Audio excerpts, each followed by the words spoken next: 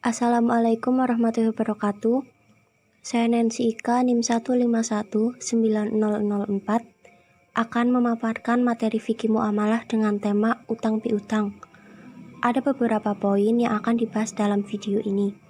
Diharapkan untuk teman-teman dapat memperhatikan dan mempelajarinya dengan baik. Untuk poin pertama, membahas mengenai definisi utang piutang. Jadi, dalam terminologi fikih muamalah dikenal dengan istilah dain yang berarti pinjaman.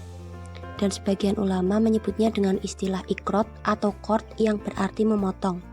Jika ditarik kesimpulan mengenai definisi ini ialah suatu akad antar kedua belah pihak di mana pihak pertama memberikan uang atau barang kepada pihak kedua untuk dimanfaatkan dengan ketentuan bahwa uang atau barang tersebut harus dikembalikan persis yang ia terima dari pihak pertama. Poin kedua mengenai dasar hukum utang piutang terdapat dalam Quran Surah Al-Baqarah ayat 245 dan 280. Kemudian dalam Quran Surah An-Nisa ayat 58 serta dalam Quran Surah Al-Hadid ayat 11, 12 dan ayat 18. Dalam hadis yang diriwayatkan oleh Imam Muslim pun sudah dijelaskan mengenai dasar hukum tentang utang piutang itu sendiri. Selanjutnya akan membahas tentang hukum dari utang piutang.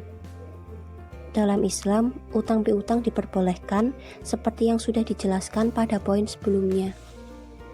Poin yang keempat membahas mengenai rukun dan syarat. Untuk rukunnya, yang pertama terdapat akid atau orang yang berhutang piutang. Yang kedua, terdapat objek hutang, dan yang terakhir adanya sikat atau ijab qabul. Selanjutnya mengenai syarat, yang pertama besarnya utang harus diketahui dengan takaran, timbangan, dan jumlahnya. Yang kedua, sifat utang dan usia harus diketahui jika dalam bentuk hewan. Yang terakhir, utang tidak sah dari orang yang tidak normal akalnya. Adapun etika dalam utang piutang antara lain: 1. Utang tidak boleh mendatangkan keuntungan bagi si pemberi hutang. Yang kedua, utang tidak boleh disertai jual beli. Yang ketiga, wajib membayar utang. Dan yang lainnya dapat teman-teman baca dan dapat teman-teman simak sendiri. Lalu, untuk poin yang terakhir, terdapat hikmah disyariatkannya utang piutang. Dari sudut pandang sosial ekonomi, yang pertama, dapat menghilangkan kesusahan. Yang kedua, dapat melenyapkan permusuhan.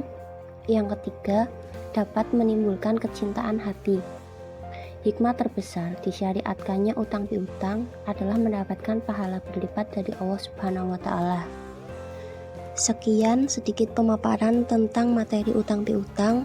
Kurang lebihnya saya mohon maaf. Wassalamualaikum warahmatullahi wabarakatuh.